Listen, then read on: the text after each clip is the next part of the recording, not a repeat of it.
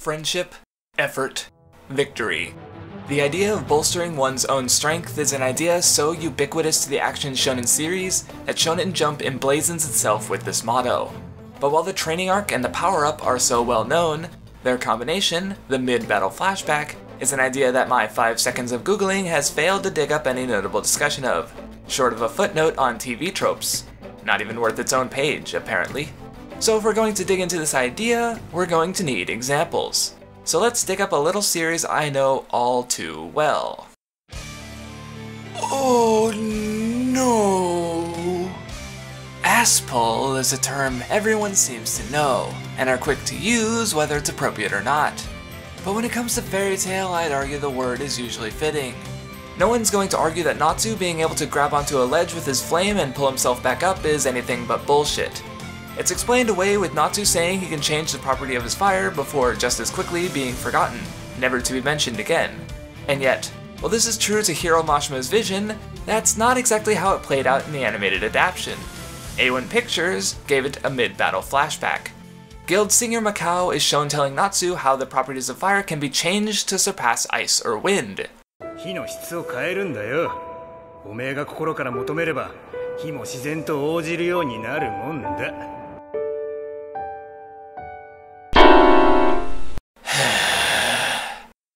In trying to ground the nonsense of fire changing its properties in a way that happens exactly once, for only this instance, it only draws further attention to the arbitrary aspects of magic in the world of fairy tale.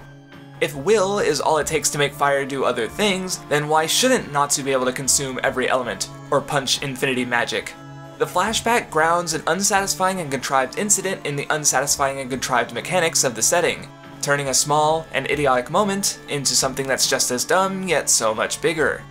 It might just be better than nothing, if only marginally, because by connecting Natsu to Macau, however dumb his advice is, it still supplies something. I wouldn't say it's particularly meaningful, but you still have a connection between Natsu and a member of his guild informing his new ability. So that means it's about friendship. Aragorn is bad and literally has his comrades stabbed in the back, but Natsu takes advice from his comrades, so he wins. It tries to achieve the bare minimum, because such a moment should not just be in service of the stronger fighter, but the stronger person, usually through character development. Natsu doesn't change, but this non-canon moment does give Natsu a connection unseen before. So if I had to pick between this and literally nothing, I would still choose this. But that's still only the most mild point in its favor, as this new facet of Natsu's powers is, naturally, never explored again. He never pulls himself up another ledge or cliff, he never makes a fire fist to grab something or punch at a further range or around corners or anything. But fairy tale isn't exactly a high standard for storytelling, so to leave it as merely a bad example, I want to examine what separates that from this.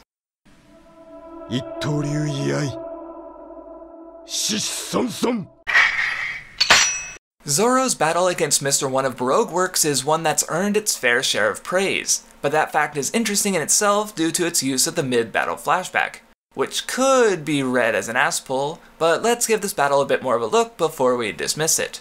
To give a brief bit of context, Zoro is a man who, out of his desire to become the strongest swordsman in the world, is shown to be training as much as he is sleeping, which is a lot. Hawkeye Mihawk's power was overwhelming, but while he showed a will that Mihawk took note of, his strength was far from enough.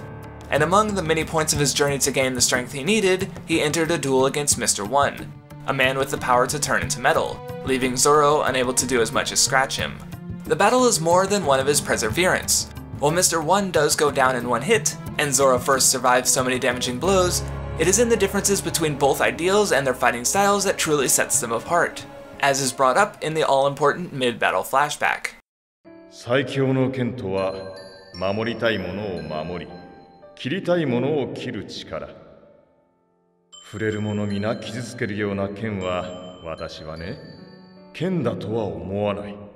A sword that can cut anything is not a sword. It is Zoro's desire to be stronger for the sake of being stronger that keeps him down on the same level of Mr. One. Mr. One blatantly brags about his destructive power, the lack of subtlety in his abilities not even capable of a task like mining. He says he is no swordsman, cutting through everything without care, representing the antithesis to Koshiro's worldview that Zoro struggles to understand. Mr. One does not protect anything, he can only destroy. As a child, Zoro responded that he wanted to be able to cut anything, and in that, even though he calls himself a swordsman, he was no different than Mr. One.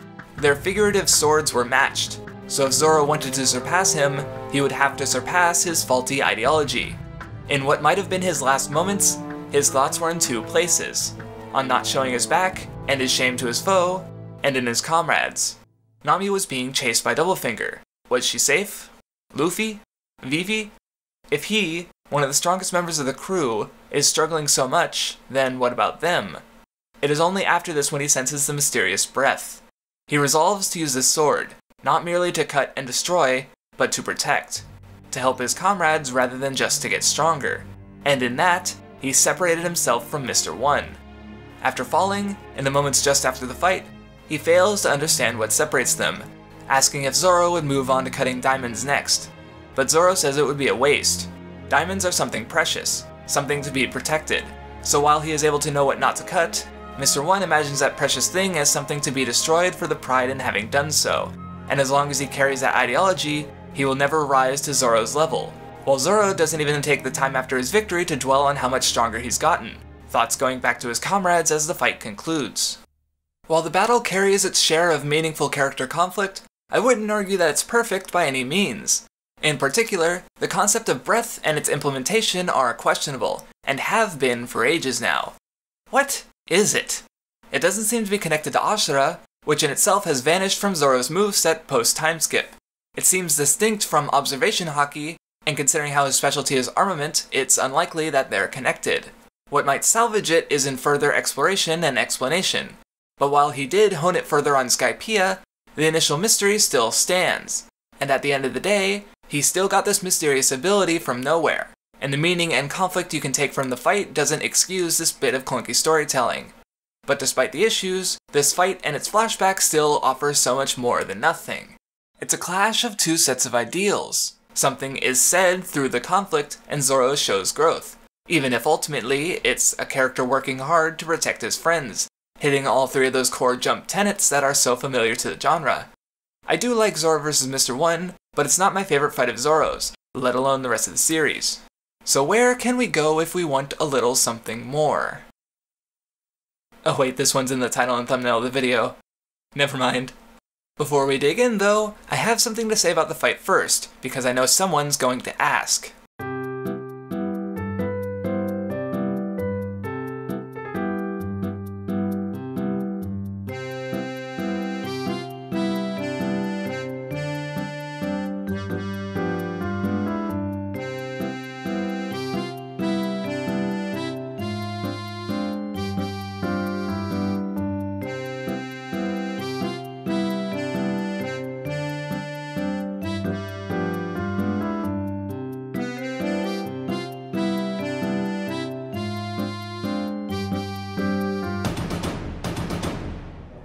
Luffy vs. Katakuri is a long, involved fight, and now I want to look a bit more at the flashback of Rayleigh training Luffy, two lines of his in particular.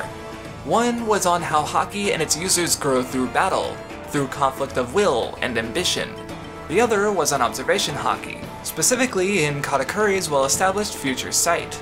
Before the wedding, he describes in detail the course of action a man he'd killed would have taken, in which he'd have opened fire at the wedding out of vengeance. Katakuri saw the future and changed it, because he acted what he saw was not what he got. He altered what was meant to be. Beiji makes this observation later, as Katakuri goes pale when he comes to realize the plan to destroy Carmel's photo. Anyone can change the future. Even if their ability to use observation haki is less than his, Katakuri's actions to change what he sees are still ones that can be stopped, giving everyone equal autonomy when it comes to shaping the future. And where this becomes relevant is in the aspects of Luffy's Snake Man that serve as direct counter to Katakuri's future sight. Rayleigh said that 2 years of training alone would not be able to match future sight, but in the heat of battle, Luffy conceives of yet another creative solution to the problem he faced, as he is so apt to do. Why Snake Man works so well is in how it closes the gap, not merely in its speed, but in how that speed feeds Luffy's ability to react. Katakuri's reaction time, enhanced by his future sight, allows him to more easily dodge attacks coming at him. However, after Katakuri dodges, that future is changed, and thus, it's one that neither he or Luffy could see before. And during that period, during that brief changed future before Katakuri sees the new one born from his change, that is when Luffy is most able to act, quickly redirecting his attack and evening the odds. It's not dissimilar to Luffy fighting Eneru, but instead of bouncing his fists randomly off the walls in an unpredictable way, he's bouncing his fists off the air with perfect timing and precision with which to strike Katakuri during that blank spot of changed future. Katakuri still managing to dodge at times purely on his natural reflexes. But to compare Luffy's creation of Snake Man to Zoro's obtaining breath, we need to go back to Rayleigh, because unlike with Koshiro, Rayleigh's advice was not critical because of what he said, but in what Luffy took from it. Luffy says that he might challenge future sight more easily depending on what his opponent is like. Luffy could have run, the Big Mom pirates suggest as much, but he wanted to fight. He wanted to challenge and surpass Katakuri. He wanted to grow, even when outnumbered and outmatched. This action of his in turn earns a response from Katakuri. After Luffy is knocked down without complaint, easily bearing the burden that Katakuri, who dares not fall, cannot imagine, Katakuri meets Luffy's challenge by matching him. He casts away Flampe, who betrays the desire to grow by interfering. He injures himself and discards Mole, leveling the playing field. Luffy wouldn't have blamed Katakuri for continuing to go all out, just like Katakuri wouldn't have blamed Luffy for running. These are the logical courses of action, but both sides willfully ignore those courses out of a mutual desire to fight and grow to surpass their opposition.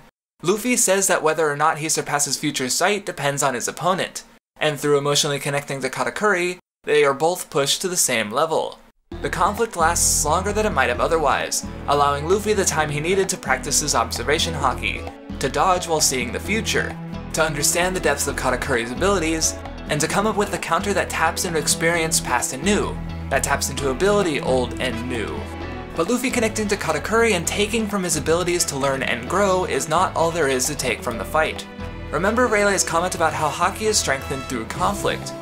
Luffy grew through honing his abilities, but this conflict is not so imbalanced as to let only Luffy learn, because Katakuri also grew. His great strength was born out of a desire for perfection, a perfection he needed to serve his family. But that perfection left a chink in his armor, shown as the two fall and get up. Luffy was willing to keep fighting where Katakuri's will broke, and from that, he learned to fail. Failure is painful, but it's how we grow. In learning to fail, Katakuri no longer has to bear the burden of being perfect, in being the rock his brothers and sisters rely on. They may be disappointed, angry, or confused, but he's stronger in not bearing that burden any longer, and in that, he's already surpassed himself. Luffy vs Katakuri is more than a battle of growing to protect one's friends. It's about two men built by the families around them, about the ability to fail and to fall, and about how fighting experience can be more value than fighting ability. And while so much of it is masterful in itself, the Mid-Battle Flashback was the key piece to understanding the nuance of the battle between these two great characters. As long as Shonen Jump and the action shonen genre continues to hold itself to that tenet of effort, then the act of characters getting stronger needs to be viewed with scrutiny. Mid-Battle Flashbacks allow further context into the significance and meaning of the fight through implicit storytelling, when done well. And through growth, not just of the characters, but of the medium, we can move forward to even stronger storytelling and higher standards. So long ago, Zoro vs Mr. One was once one of the greatest fights in the series, but time will tell how fondly it will be remembered. What are some mid-fight flashbacks that you came to love, or came to loathe? TV Tropes has an empty page, so why not move forward the discussion here? And if you like the video, then consider supporting me, along with my patrons such as Mathwiz, Volkyan, Mohamed Akim, Tengun, Mateus Tebaldi, and Elias Schmidegard.